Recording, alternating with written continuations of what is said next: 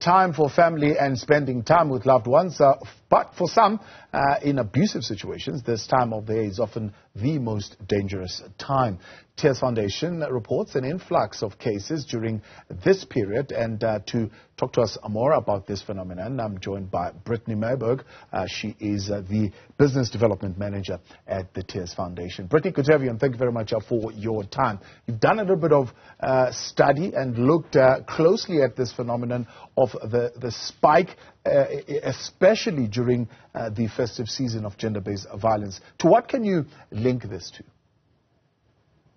You know, during December time, financial pressures can be heightened due to the cost of holiday expenses, schooling, societal pressures like Christmas, New Year's, gatherings, the extra costs of running your house, being stuck at home. All these different things do increase and create a significant increase for gender-based violence, but also sexual assault, which in turn creates an increase in stress and tensions within the household. So we see many of our callers contacting us from social gatherings or from situations where they've had too much alcohol and don't actually remember their consent that they've given through the situations they've experienced. This also creates a delay in sexual assault cases being reported and them not getting the assistance within the time that they need. Unfortunately, a lot of our organizations, similar to us, close during this period, which also make it really difficult for those that are phoning and needing assistance that are either in a domestic violence or a sexual assault case and situation at home. So we encourage people to be conscious during this December time and January holiday time, especially with the societal pressures around them, to take a step back, breathe, remember that consent is the first step into what you're allowed to do and how you're allowed to give people the opportunity to touch you or experience parties and gatherings. So again, I'd just like to emphasize that during this time, it's really the stresses around us that then influence. So take a step back, take that deep breath, look at the situation, and then proceed from on. Yeah. Things like, I suppose, the date rape drug, are they substances that are mostly used during this time? Correct. They are massive. Please be conscious while you guys are out there. Make sure that you're watching people open your drinks. Make sure that if you're uncomfortable with whatever situation you're in, that you have a friend with you to support you. Report to your loved ones. Share those live locations. Make sure that you have people around you knowing where you're going. We often find people phoning us 3, 4, 10 days later saying, you know, I'm not actually sure if I gave consent in this situation or how I got home, but I don't feel okay. It's important as soon as you feel that to phone a foundation like Tears Foundation to give you the guidance and the correct steps to follow to go get that support.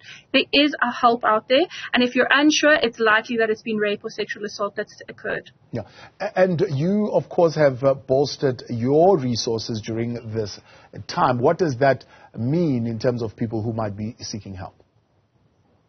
So Tears Foundation is one of the few foundations that operate 365 days a year, 24/7. You can contact us at any time.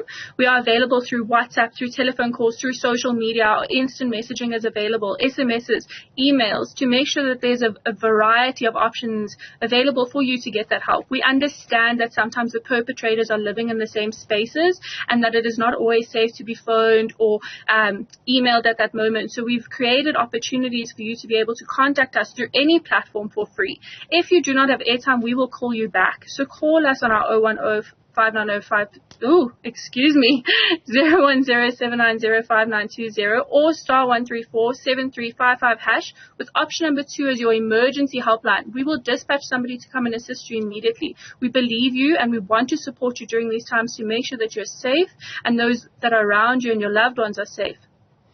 And you, of course, have some kind of steps or even things that one can do. You know, steps, of course, in an emergency are not always possible to follow to the T. But generally, in how one could leave a trail of evidence that could help them when the matter is, of course, being now investigated by the police. But secondly, things that needs to be done prior in terms of your own safety planning if you do suspect that you could be in danger. What are some of those crucial steps that someone can take? Correct. So unfortunately, we live in a trauma-based society. South Africa is one of the highest risk countries to live in. We can't even walk the streets without checking behind us or checking our handbags, right? So we always say be conscious. Think before they think. Check your handbags. Check your car doors are locked. Make sure that you have shared your location with friends. So if you're going out, make sure that we're not carrying our phones in our hands, or we're showing that we have money in our hands and money in our handbags. Make sure that you are safe first. So do your self-point checklist. If unfortunately you are in that situation, our first step is don't throw away any of your evidence. So don't throw away your clothes. Try remember everything, every little detail, the nail polish color, the shoe color, the hair color. Make sure that you try remember the steps that you retook. Unfortunately, when you are drink spiked, or when you're in the situation of drinking too much and you can't remember, the onus falls on you to try remember and have the evidence. So if you're wearing clothing, make sure that you don't wash your clothing immediately. If you're within the 72-hour period, don't shower. I know this is something that people want to do immediately when they've experienced sexual assault, but we strongly encourage you to withhold and go seek that medical assistance help first to get all that experience and all that information saved for later on. So our top tips for this holiday is be conscious, share your live location and share it with friends, even if you're just going out for a drink with another one or going to the movies. It's a dangerous time. And thirdly, be aware of your surroundings. Make sure that you know where you're going and where you are going and what you're carrying on your bodily parts. Brittney Myburg, appreciate your time. Thanks for coming on, Business Development Manager at the Tears Foundation. All right, let's turn to this now.